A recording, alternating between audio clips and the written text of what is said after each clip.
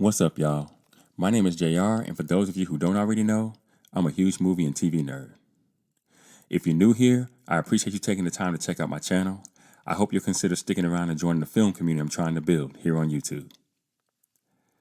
So in today's video, I'm going to be giving my reaction and review of George Miller's spin-off and prequel film, Furiosa.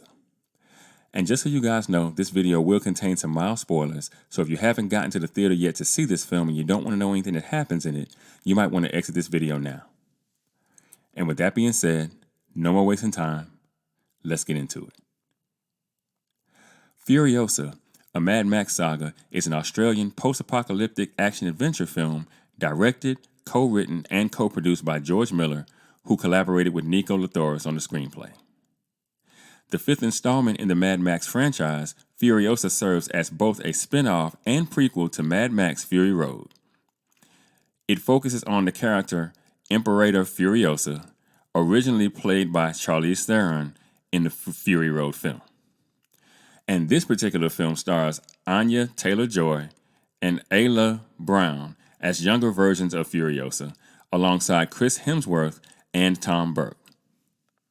Set in a desert wasteland where warlords fight over the last remaining sources of water, food, weapons, and gasoline, Furiosa traces a young Furiosa's life from her kidnapping by the forces of warlord Dementis and her struggle to survive as a slave, and eventually a trusted lieutenant of the cult leader, Immortan Joe, and his military commander, Praetorian Jack, until Furiosa can take revenge on Dementis for the murder of her mother.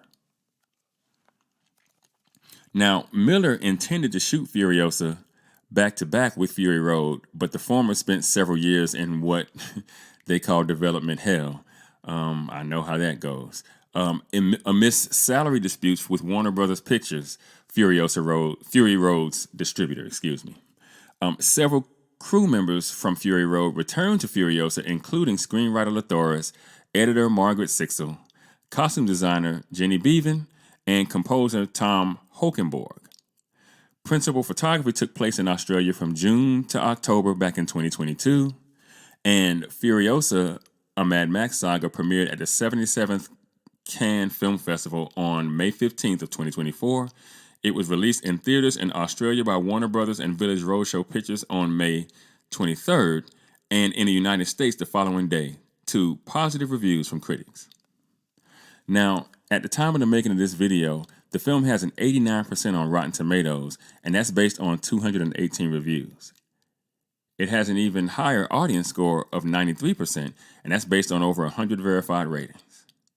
It has a Metascore of 79 on Metacritic, based on 62 critic reviews, with a user score of 7.1, and that's based on only 28 user ratings.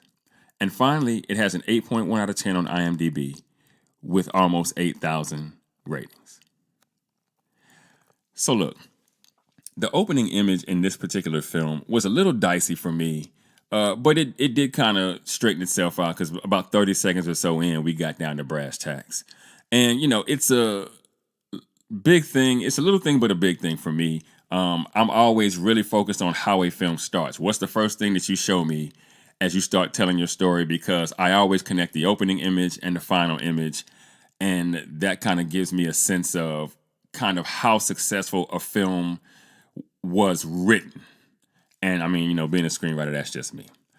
The next thing that I notice is that this story is meant to be digested in the third person, you know, almost as if it's being told in the future, and is meant to be a reference to the legend of Furiosa, kind of like, 300 was, where, you know, the film was narrated by somebody other than Leonidas, and the story being told was about Leonidas and the 300 men who died at Thermopylae, you know, just before, a future Spartan battle. And that's kind of the feeling that you get from this movie.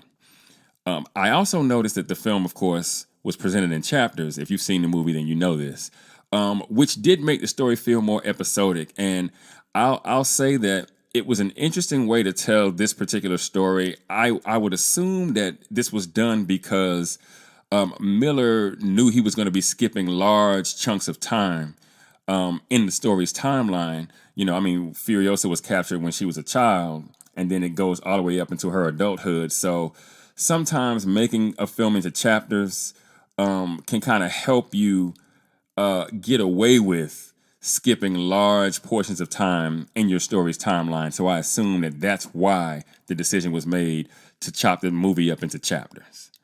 And also doing that kind of kept you on edge a bit because it makes you pay really, really close attention to exactly where you are in the timeline so that you can kind of keep up with what's happening and why. But, the good news here is the movie does have what I would consider to be a completed arc. So you should walk out of the theater feeling satisfied that you got everything that you needed to.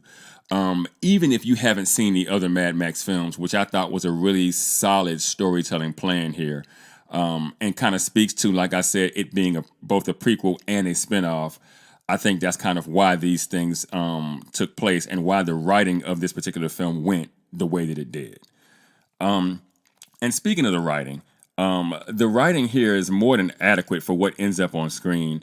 As I'll just go ahead and tell you, the action speaks much louder than the words do in this one. And I say all of that to say you shouldn't go to this film expecting deep and meaningful diatribes by any of the actors. In fact, Furiosa herself doesn't even speak for a large portion of this film. And that's always an interesting thing for me as well, is that because it can be really challenging to write a movie that has less dialogue, because that can kind of turn off some more casual moviegoers, because it's kind of difficult to kind of reel people in when no one's talking.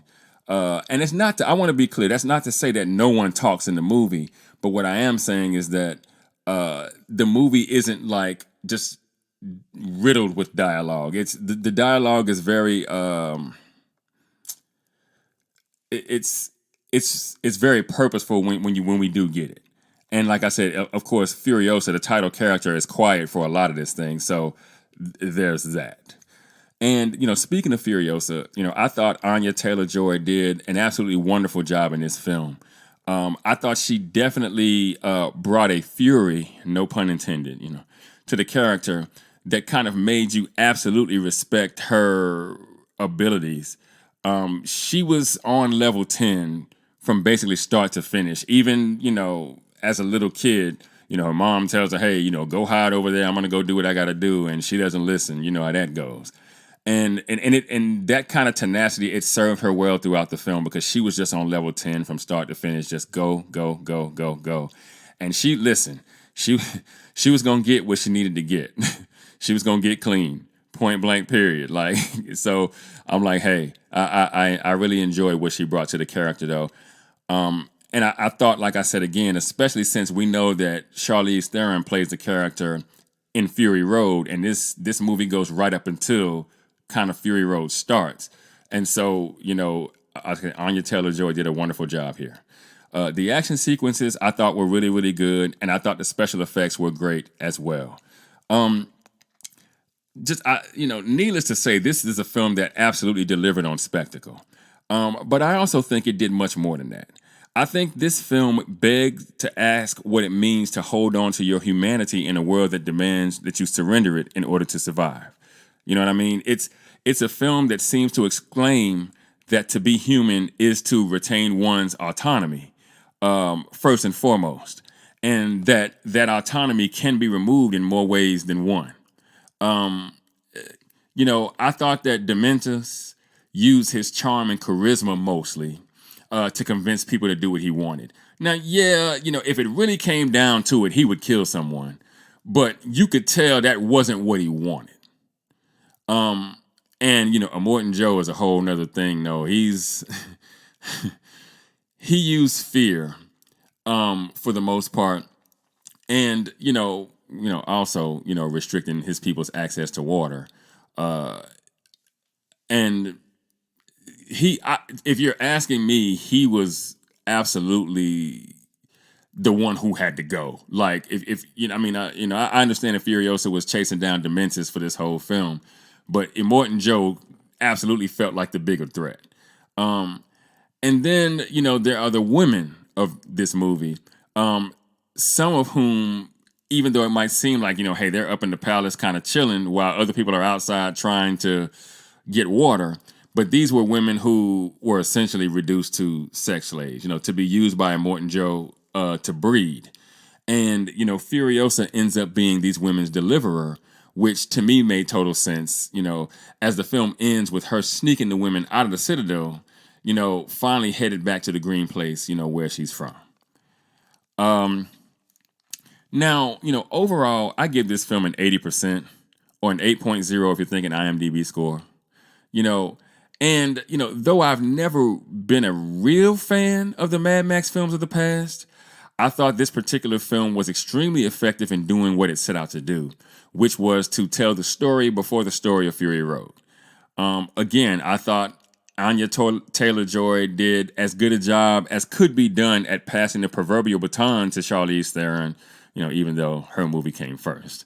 Who we all know plays the character in the story that follows in this particular timeline.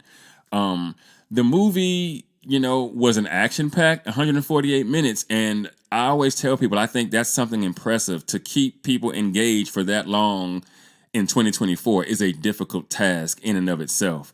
But this movie does a good job at keeping you grossly engaged, throughout the story. And, after the film finally cuts to black, I personally think, this movie will make you want to rush home and crank up Fury Road to watch Furiosa finish her ride.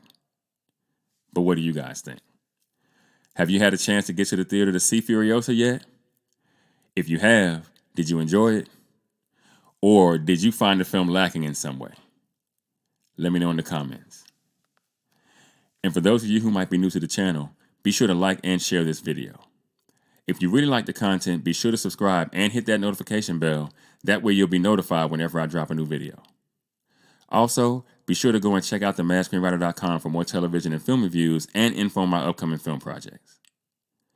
And with that, I'm going to go ahead and get out of here. I got screenplays to write. I'll catch y'all in the next video.